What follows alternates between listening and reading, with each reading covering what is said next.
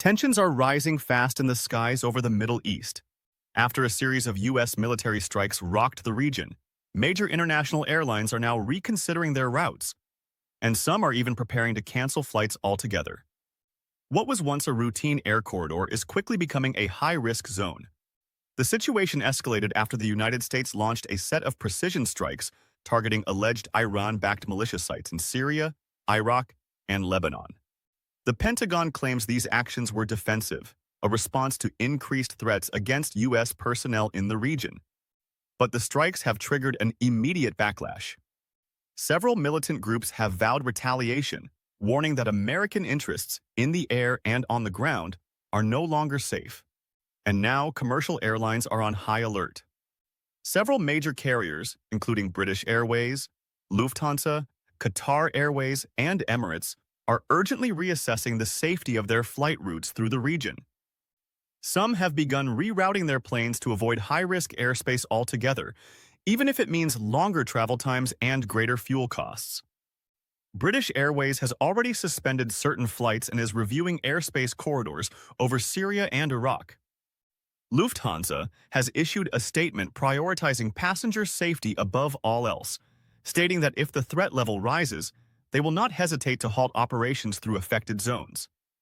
Even Gulf carriers, which have long operated in and around politically sensitive areas, are quietly drawing up contingency plans in case the situation worsens.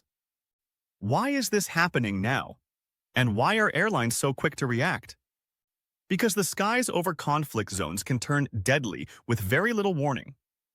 In recent history, we've seen tragic examples of civilian aircraft being caught in geopolitical crossfire.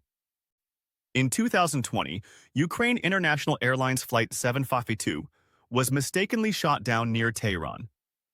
And in 2014, Malaysia Airlines Flight MH17 was destroyed by a missile over eastern Ukraine, killing everyone on board.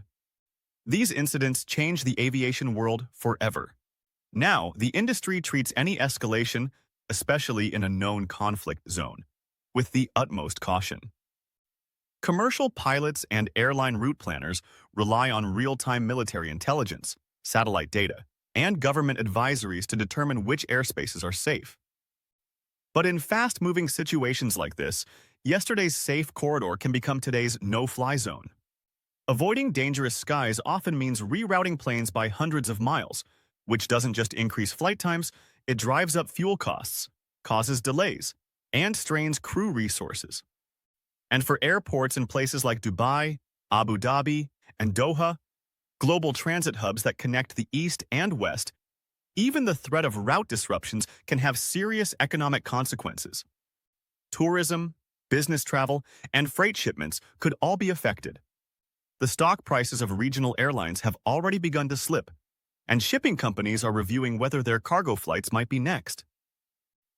Airlines have razor-thin margins, and a sudden drop in passenger confidence could trigger billions in losses, not just in the Middle East, but across the entire global aviation network. Meanwhile, travelers are caught in the middle. Tourists, students, and workers with plans to fly into or over the region are now scrambling to adjust. Some embassies have issued travel advisories, and universities are urging students on exchange programs to consider delaying their trips. Even large corporations are canceling business travel in the region as a precaution. For many, the uncertainty is worse than the danger itself. Will my flight be canceled? Is it still safe to fly? Could my plane be in the wrong place at the wrong time? These are the kinds of questions no traveler wants to ask, but they're becoming unavoidable. The aviation world is holding its breath. If tensions continue to rise, we could be entering a new era of uncertainty in international air travel, one where the cost of flying isn't just measured in dollars, but in risk. Some analysts believe we may even see permanent changes in how airlines plan their routes, with entire regions being bypassed if the risks are deemed too great. Authorities like the FAA in the US, the European Union Aviation Safety Agency, and the International Air Transport Association are closely monitoring the situation, issuing warnings and updates to airlines by the hour.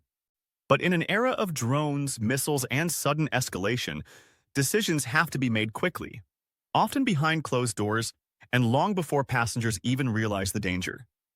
The airspace over the Middle East remains open for now. But with the threat level rising and military tensions at a boiling point, the message from the global aviation industry is loud and clear. Fly carefully, or maybe don't fly at all.